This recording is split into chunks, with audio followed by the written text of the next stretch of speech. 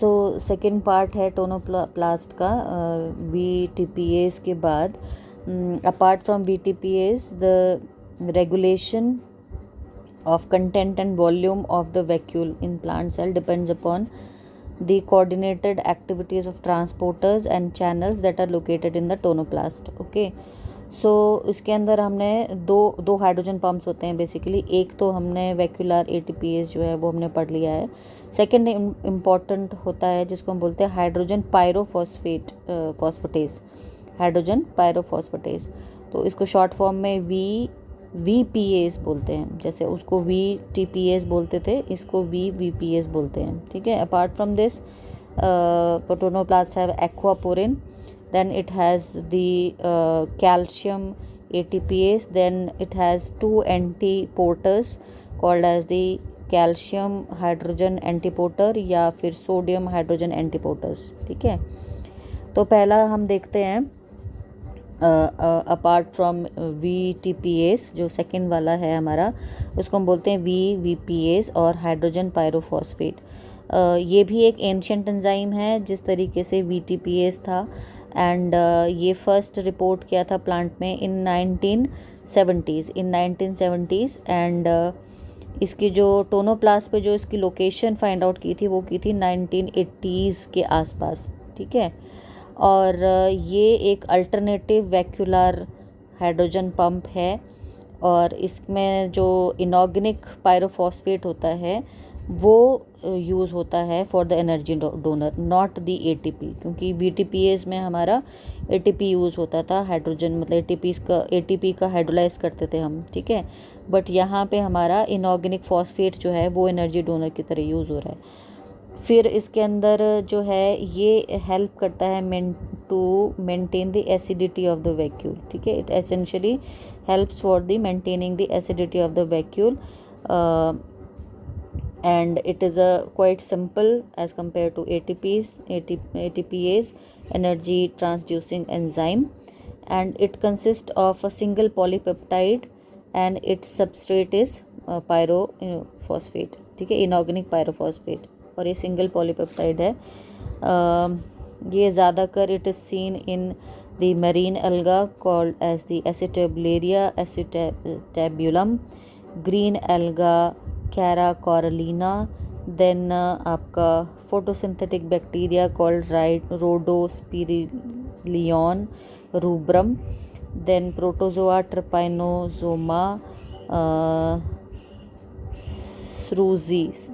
Cruzi कुछ भी पढ़ सकते हैं, CRUZI. ओके. देन नेक्स्ट है इसके अंदर एक आर्ची बैक्टीरिया भी है जिसको हम बोलते हैं पायरोबैक्यूलम एरियोफिलम. ओके. देन जो है does not exist in the plasma and the endomembranes of the mammalians या yeast cell. तो इन सब में ये मिलता है जो अभी आपको बताए. राइट.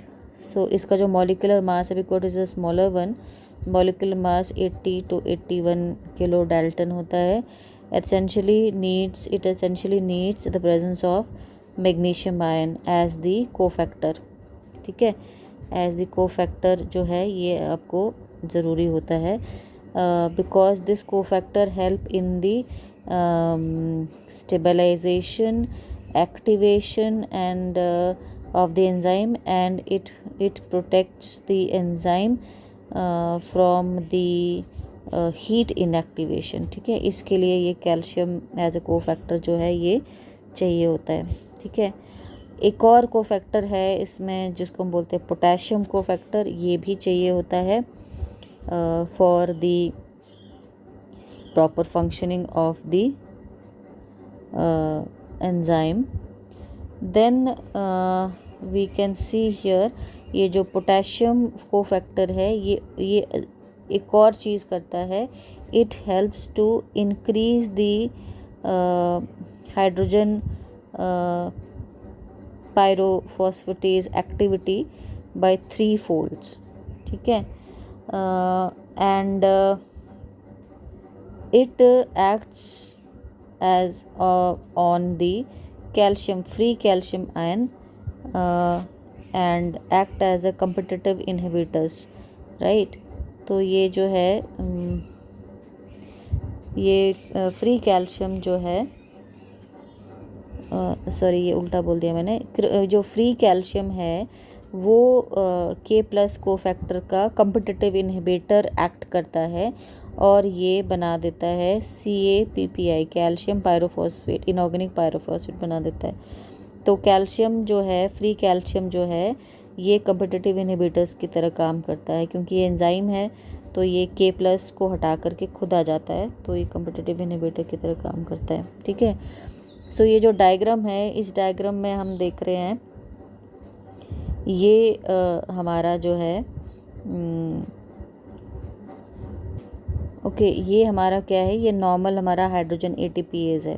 तो यहाँ पे क्या हो रहा है, यहाँ पे ATP जो है ये यूज़अप हो रही है और ADP और इनऑर्गेनिक फॉस्फेट में बन रही है। ये ATP हमारे पास कई तरीके से आ सकती है, जैसे ग्लाइकोलाइसिस से आ सकती है, ऑक्सीडेटिव फोटोफॉस्फोरिलेशन से आ सकती है, protein synthesis, RNA and cellulose की डिग्रेडेशन से, फैटी एसिड, बीटा ऑक्सीजन, इन सब से हमारे पास आता है इनऑर्गेनिक पायरोफॉस्फेट, ठीक है। तो ये वाला जो एंजाइम है हाइड्रोजन पायरोफॉस्फेट जो है, ये क्या करता है, इसका जो एनर्जी डोनर है वो है इनऑर्गेनिक पायरोफॉस्फेट, ये ठीक है। तो ये यूटिलाइज होता है, ये हमारे protein synthesis, RNA, cellulose synthesis, fatty acid, in beta oxidation, इन सब से आता है और ये कन्वर्ट होता है टू इनऑर्गेनिक फॉस्फेट में।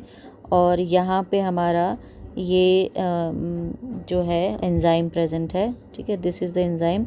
ये एक डाइमर है 80 किलो डाल्टन का, ये एनर्जी लेता है और यहाँ से ये H+ आयन जो है ये प्रोड्यूस करता रहता है, ठीक है। So in this manner the pH content of the vacuole is maintained. अच्छा, फिर आते हैं हम लोग metal transport across the tonoplast, ठीक है। तो इसके लिए जो है एक और एंजाइम जो टोनोप्लास्ट में होता है उसको बोलते हैं वैक्यूलर कैल्शियम ATPase, राइट। तो ये प्रेजेंट होता है, आप इस डायग्राम में देख सकते हैं, this is the cytoplasm, the cytosol, this compartment is the vacuole, okay. So यहाँ पे ये इनका क्या लगा होता है, ये ATPase लगा होता है, कैल्शियम ATPase। सो यहाँ पे ATP हाइड्रोलाइज होकर के ADP और इनऑर्गेनिक फॉस्फेट बन रहा है और ये एनर्जी यूटिलाइज हो रही है for the influx of the calcium ion, ठीक है। तो और कैल्शियम अगर नहीं चाहिए होता है तो कैल्शियम आयन दूसरे चैनल से जो होता है वो बाहर जा सकता है, ठीक है। तो अगर हम देखें तो इसके जो फंक्शन है वो हम देख सकते हैं कि vacuole serves to primary pool of free calcium in the plant cell. So calcium ATPase along with calcium and hydrogen antiporter, they perform in active calcium transport into the vacuole, ठीक है। ये दो चीज़ें काम आती हैं। यहाँ पे इस डायग्राम में जो है ये कैल्शियम ATPase है और ये है एंटीपोर्टर, ठीक है, कैल्शियम हाइड्रोजन एंटीपोर्टर। तो ये दोनों साथ में मिल करके कैल्शियम की एक्टिव ट्रांसपोर्ट वैक्यूल के अंदर बाहर करते रहते हैं, ठीक है। अगर हम इसका स्ट्रक्चर देखें तो स्ट्रक्चर में जो है इसका जो ट्रांस मेम्ब्रेन डोमेन है वो है कैल्शियम बाइंडिंग साइट, ठीक है, यानी कि यहाँ पे जो है वो कैल्शियम बाइंडिंग साइट है। और जो साइटोप्लाज्मिक डोमेन है, यानी कि साइटोप्लाज्म में ये वाला जो डोमेन है वो है हमारा A1 N एंड P, ठीक है। ये वाले डोमेन जो होते हैं यहाँ पे ये प्रेजेंट होते हैं। नाउ जो A डोमेन है ये करता है phosphorylation of the phosphate group, ठीक है, फॉस्फोरिलेशन साइट है ये A डोमेन। और जो N डोमेन है वो एडेनोसाइन ATP का जो एडेनोसाइन होता है ना, एडेनोसाइन ट्राइफॉस्फेट, जो ADP का A होता है एडेनोसाइन, उसको बाइंड करता है ये N डोमेन पे, ठीक है। सो ये इसका छोटा सा स्ट्रक्चर है। फिर इसके बाद हम आ रहे हैं next, vacuolar calcium and hydrogen antiporters. तो ये दोनों जो हैं टुगेदर दे कैल्शियम एटीपीएस के साथ मिल करके it helps in the accumulation of calcium inside the vacuole. ठीक है, उसकी कैल्शियम की कंसंट्रेशन बढ़ाने के लिए ये हेल्प करते हैं। ठीक है, फिर it is driven by trans membrane pH gradient. ठीक है, पीएच ग्रेडियंट होना चाहिए। अगर पीएच ग्रेडियंट नहीं यानी H+ की कॉन्सेंट्रेशन कम ज़्यादा नहीं है तो ये काम नहीं करेगा। तो ग्रेडियंट एक जो है वो मेंटेन करना पड़ेगा। फिर ये जो है इट इज़ जो ग्रेडियंट है उसको कैसे मेंटेन करेंगे? Gradient is generated by the VTPase और VPPase जो हमने पीछे 2 पढ़े हैं। फिर ये जो है सबसे पहले जो था आपका सैक्रोमाइसिस सर्विसिए यानी कि यीस्ट में इसको देखा गया था। और जो इसका स्ट्रक्चर है वो सिंगल पॉलीपेप्टाइड है। 399 to 444 अमाइनो एसिड प्रेजेंट होते हैं उसमें।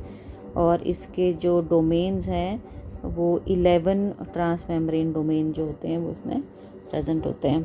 ठीक है, डोमेन का मतलब है the parts which are present here. ठीक है, इसके बाद हम आते हैं vacuolar sodium and proton antiporter. तो ये क्या करते हैं?